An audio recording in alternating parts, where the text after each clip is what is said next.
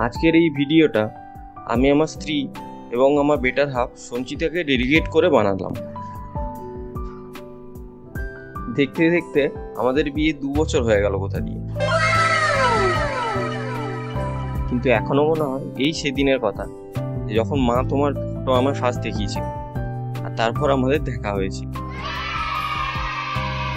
By the way, সবকিছু ভুলে যাই, কিন্তু এটা মনে আছে যে ফোন নাম্বারটা কিন্তু তুমি ফার্স্ট চেয়েছিলে। হ্যাঁ, ভুলে যাওয়া ব্যাপারটা বাকি সব হাজবেন্ডদের মতো আমার ক্ষেত্রেও কমন।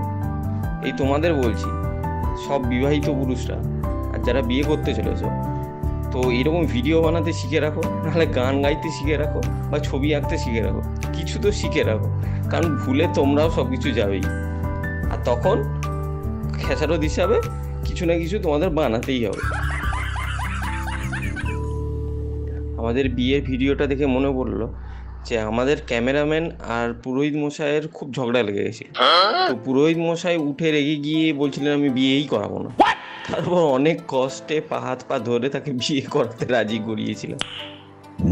বিয়ের হোমযজ্ঞে এত ধোঁয়া হয়েছিল যে পুরোহিত মশাই, বর, কনে আর বরের বাড়ির লোক, কনের বাড়ির লোক সবাই একসাথে কান্নাকাটি করছে। আমার বউ তো আমায় বারবার জিজ্ঞেস করছিল তার মুখের সব মেকআপ ধুয়ে গেছে, আর আমি তো নির্দ্বিধায় বলেছিলাম না না, সব কিছু একদম ঠিক আছে, দারুণ লাগছে দেখতে।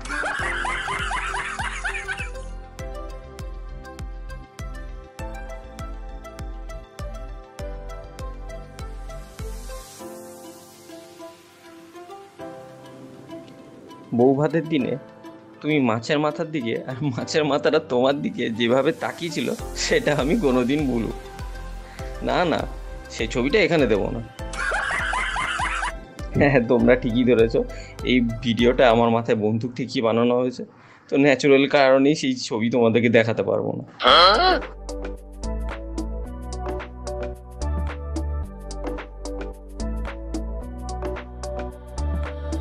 তারপরে অনেক হাসি কান্না ঝগড়া মিলিয়ে আমরা 1 বছর পেরিয়ে গেলাম। তুমি অনেক খারাপ সময় আমার পাশে থেকেছো,